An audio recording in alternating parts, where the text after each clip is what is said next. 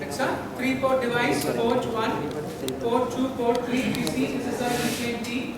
We have the 3 ports, port 1, port 2, port 3, and this is the H-plane T. So, if you see, this is the H-plane T.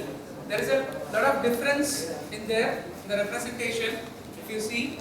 Okay, so this arm is called as a collinear arm. This arm is called as a collinear arm, and this arm is called as a side arm.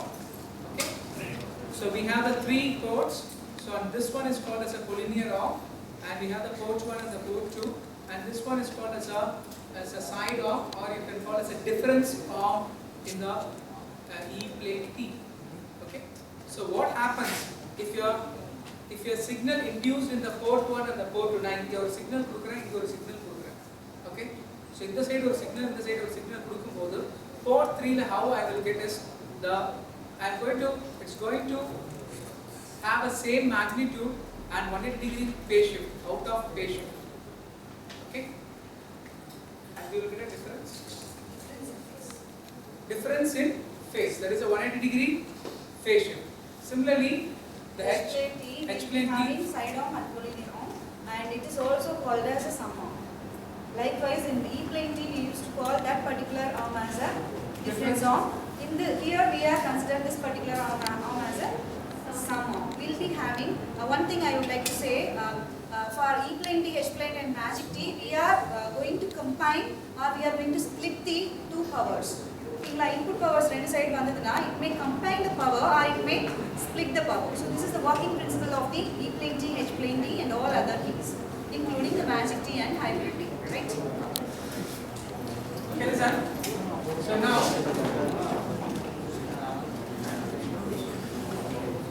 see, Magic T will be having 4 ports. It is a combination of both H-plane T as well as E-plane T. Okay. So in port 3 we will be having a difference arm, and port 4 is also called as a sum arm, which is combination of both E-plane and H-plane T. Okay, got it? This is the E-plane T, this one is H-plane T. I combined here. So this is a Magic T.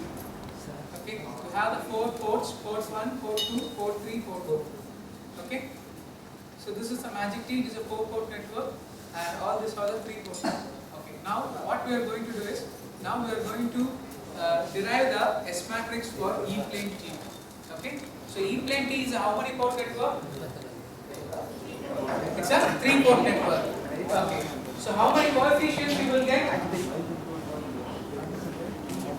How many coefficients? S matrix.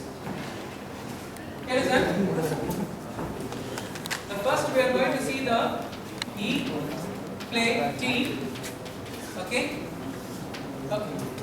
So the E-plane T is a 3-port network. If it is a 3-port network, the S matrix of the 3-port network, how many coefficients you will get? How many coefficients you will get?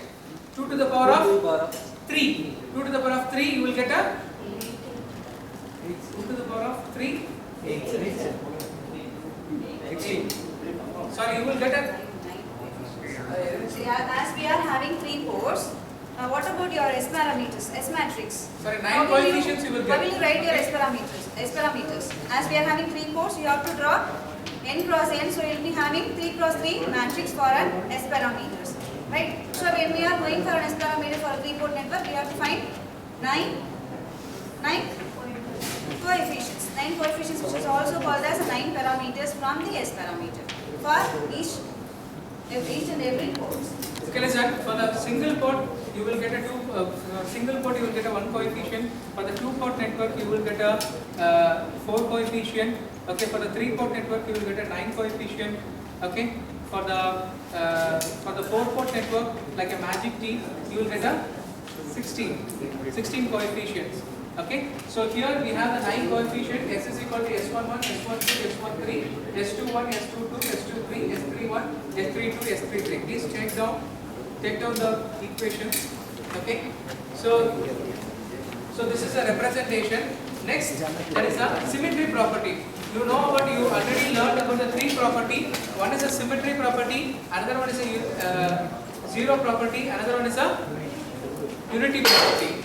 So these 3 properties we are going to apply here. Okay, so symmetry property, unitary property and zero property. So using this, we are going to apply this 3 property in this equation, in this E-plane T, and we are going to find the final S matrix of the E-plane T. Okay.